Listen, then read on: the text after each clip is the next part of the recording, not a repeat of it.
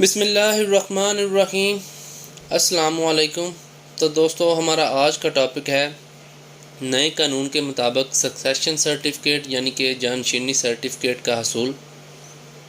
تو دوستو، جیسے کہ آپ سب کو معلوم ہے، اس سے پہلے سکسیشن سرٹیفکیٹ حاصل کرنے کے لیے صارفین کو عدالتوں کا رخ کرنا پڑتا تھا۔ اب چونکہ صارف کو سکسیشن سرٹیفکیٹ یعنی کہ جانشینی سرٹیفکیٹ حاصل کرنے کے لیے عدالت کا رخ نہیں بلکہ اپنے متعلقہ نادرا آفس کی طرف جانا پڑے گا، جس کے لیے 5 سٹیپس کو فالو کرنا پڑے گا۔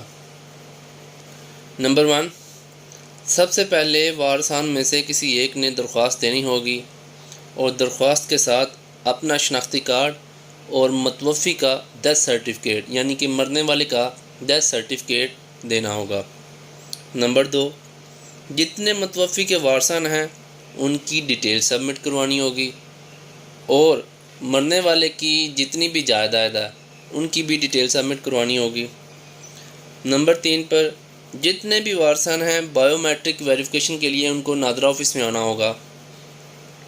نمبر 4، نادرا 2 اخبارات انگلش اور اردو میں ایک نوٹس شائع کرے گا، جس کا مقصد یہ ہوگا کہ اگر وارثان کے علاوہ کسی کو بھی کوئی عذر و اعتراض ہے تو وہ نادرا آفس تشریف لا سکتا ہے اور اپنا عذر و اعتراض کو جمع کروا سکتا ہے۔